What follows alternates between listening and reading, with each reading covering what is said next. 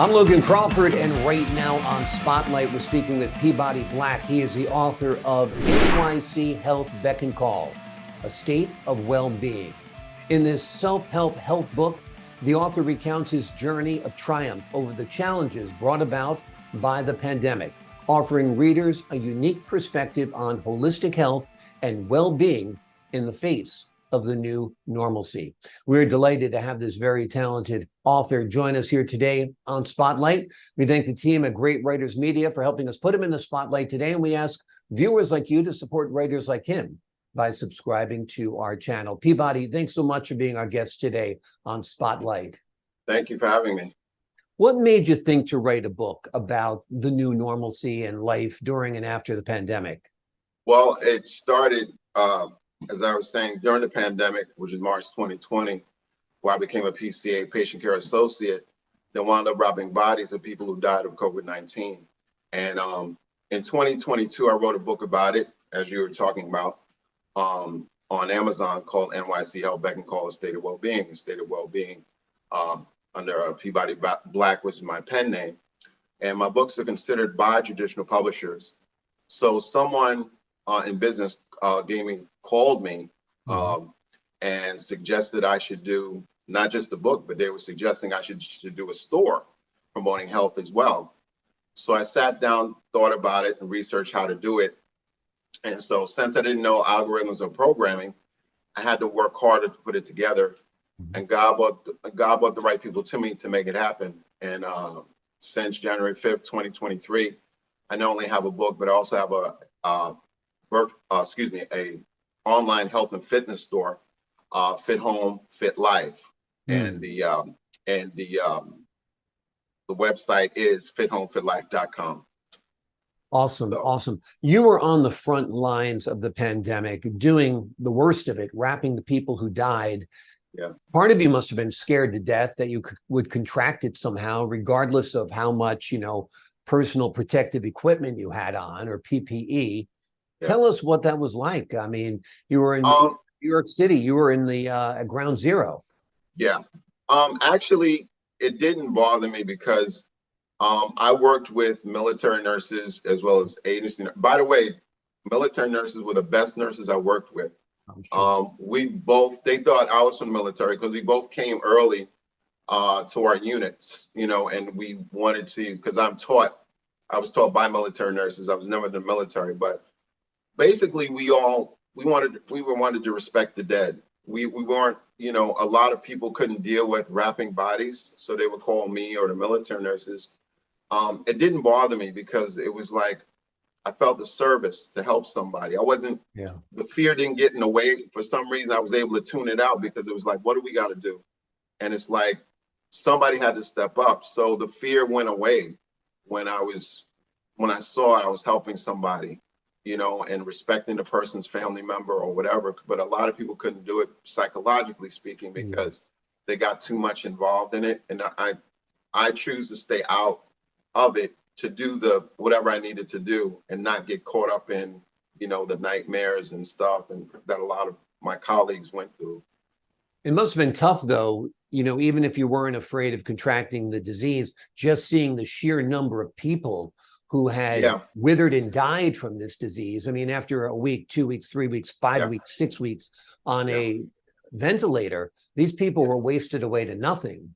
Yeah.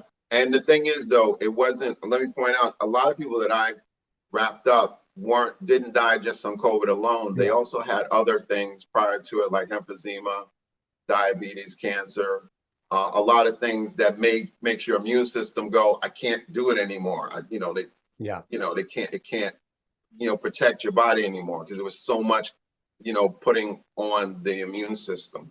Exactly. It was like overload. These people had the pre-existing conditions. Their body was fighting that. Now one more thing, and that was the straw that broke the camel's back. And I guess that's what made you decide to focus now on well-being and a holistic approach. Tell us a little bit about your approach to staying healthy during this new normal that we live in. Basically being as simple as possible. One of the things, there are people even in the medical field that are misinformed about health. Basically, I'm taught to go back to basics, and basically just trying to, even if someone brings something to your attention, to investigate it, research it. I don't just take someone's word for it per se, because I look at the person's success record more than anything. Like, it doesn't impress me per se if you've been doing this for 35 years. What impresses me is how many people you saved during that 35 years. You know what I mean? Regardless.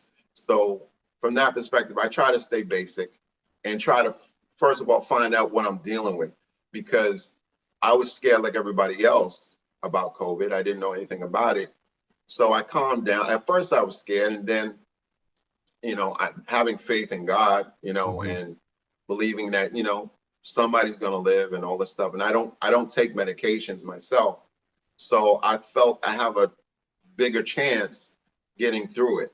And so in my book, I have a lot of approaches like a steam treatment, because every day when I come from work, I always do a steam treatment, which is, and basically it kills a lot of the viruses and stuff like that.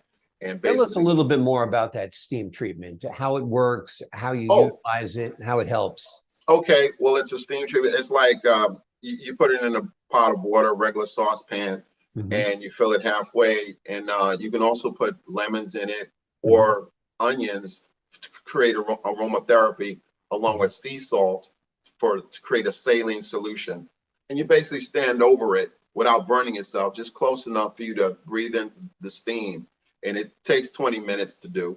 And it's all natural and just boiling water with sea salt and either lemon, or I use lemon or onions, one of them, to create aromatherapy to open up the nasal passages.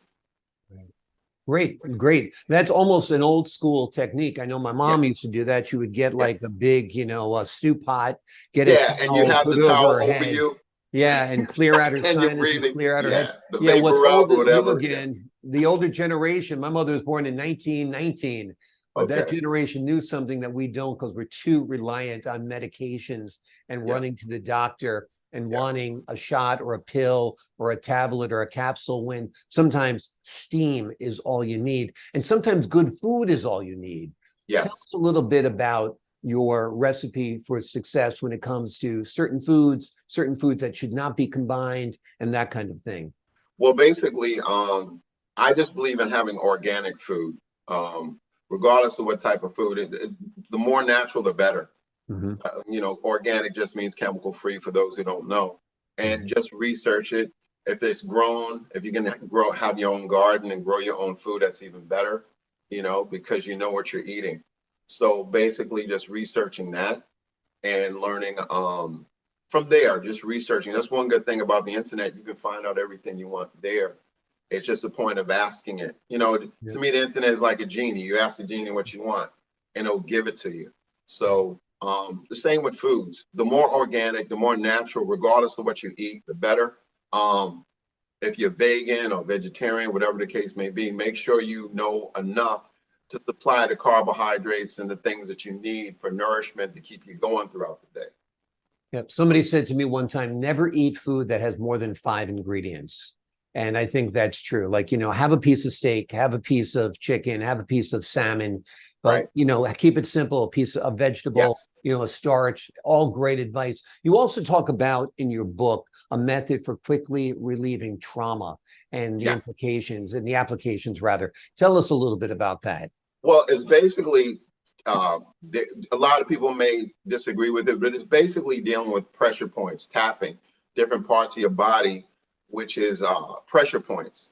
I was learning about that when I was learning martial arts. I was into Kung Fu, and during the breaks, they would show, my teachers, my Sifus would talk about pressure points. How you can kill somebody or injure somebody, not kill somebody per se, but injure them. You can, but basically they injure them.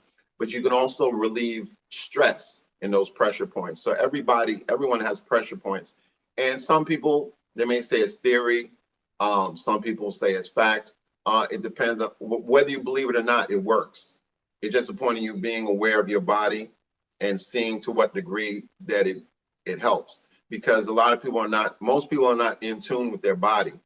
So like say everyone has a certain amount of stress, but there's different degrees. We could look at the same thing, and depending upon our experiences, your stress may be lower than mine because you've been exposed to things from subconsciously. So basically, it's just tapping pressure points to relieve stress. That's all what it's about. And it's different. There's different variations. It takes like 5 minutes to do in different parts of your body, and it basically just relieves stress.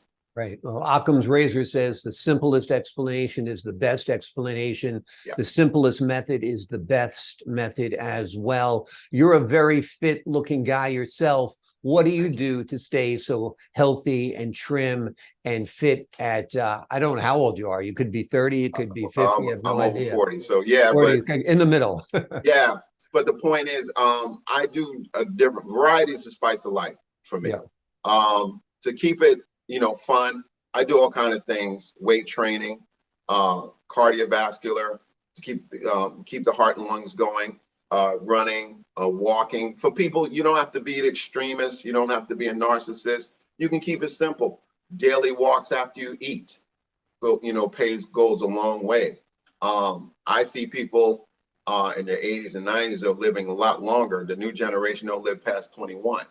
So it depends. Just keep it simple and have fun with it. Don't look at it as work, but find something that you have fun with and you can do it automatically. Jumping rope, there's so many things. I have an inversion table.